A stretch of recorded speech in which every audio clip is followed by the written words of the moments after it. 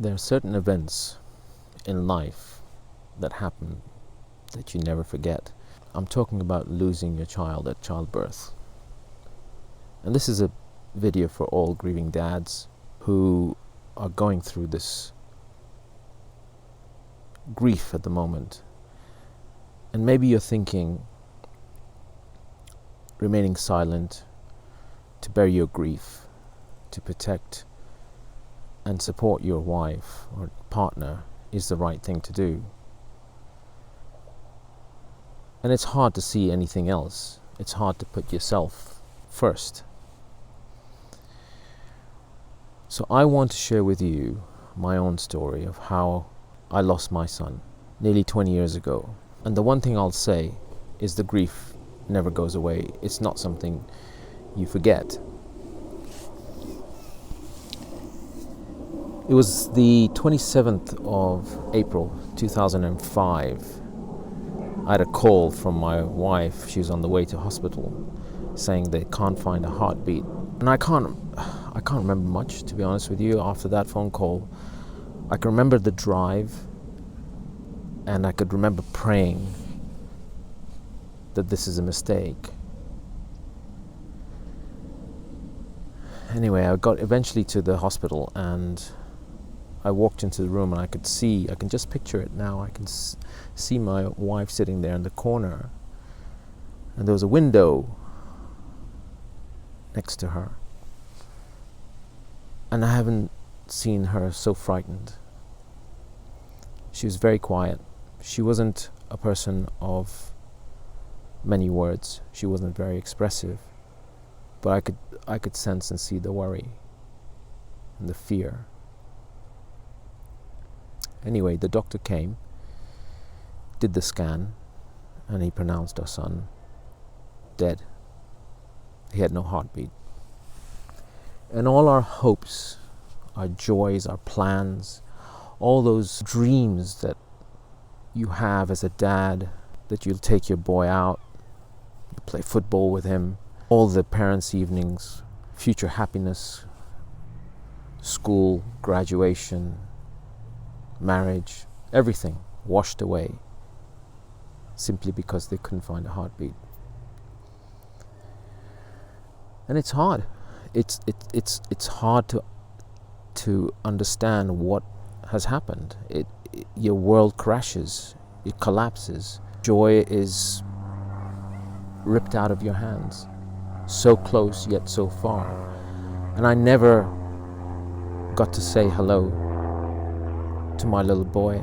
And what do we do as dads, as husbands, partners? Our support mechanism kicks in. We feel that we need to support our wife and partner, our children if we have any existing children. And that's what I did. I made arrangements for the burial. I tried to take all the pain away from my wife. And you get emotional even now, thinking about it.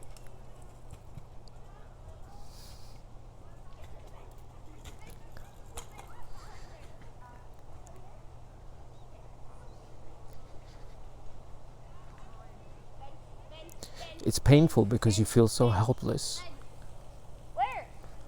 As a man, you're there to be strong and to fix things and to be able to sort things out for somebody else. And so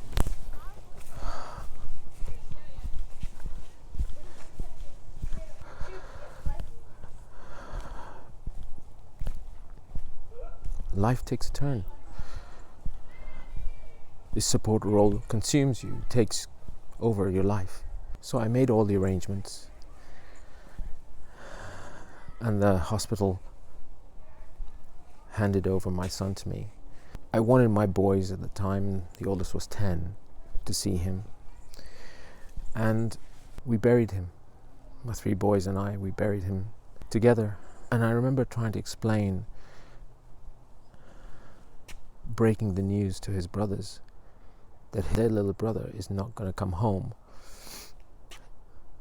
It is one of the hardest things I've had to do.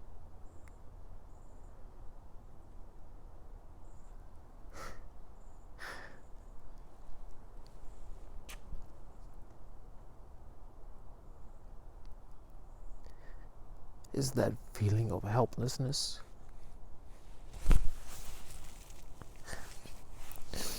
You want to take that pain away. You want to absorb it as a dad. You just want to catch their emotion and soothe them and say it's going to be fine.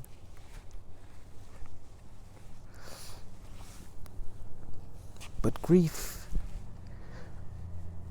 comes in uninvited into people's lives, as it did into mine.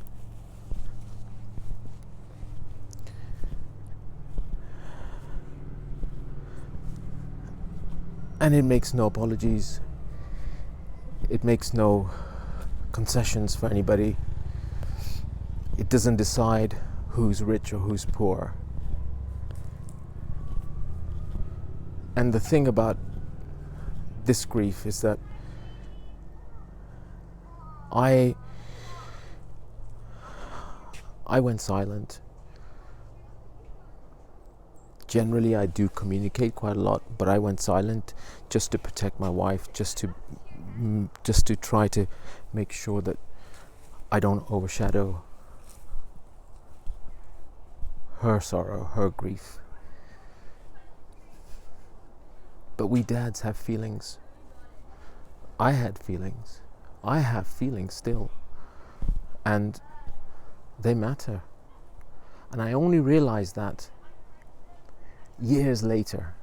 I thought I was doing the right thing by suppressing them, my emotions. I'm generally not that kind of guy, but this was really unusual circumstances. And I'm sharing this with you because I know what you're going through. I know how hard this is. I know the inner battles that go on in a dad, of being a griever or a supporter. But there's so much I can tell you that you don't have to make that choice. You can be both.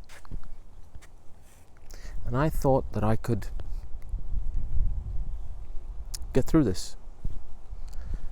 You know, men need to be strong, stoic. It's the furthest thing from the truth.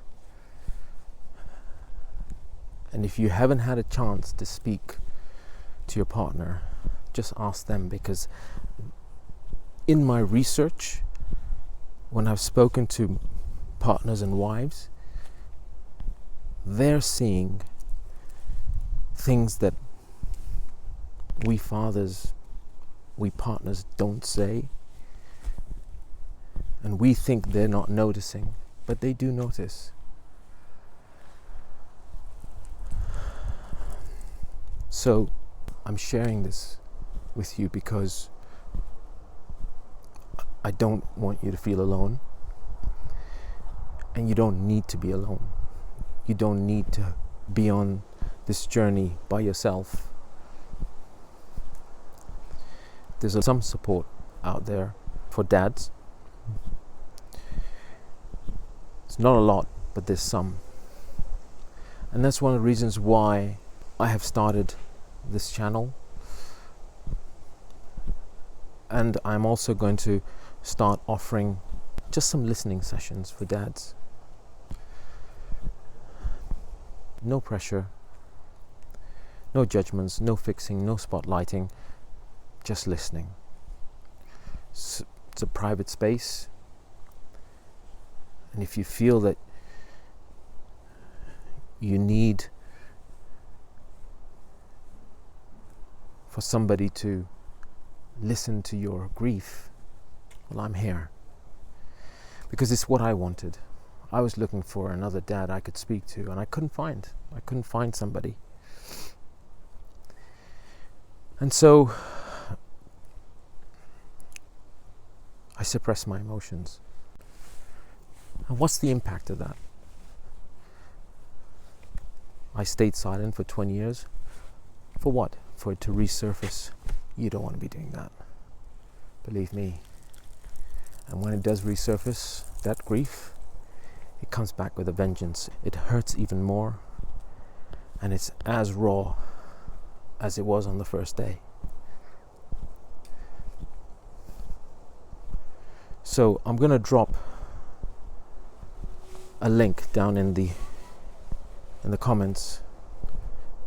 If you want to have a chat, if you want somebody to listen as one grieving dad to another, I'd like to say that your grief matters. Your grief matters.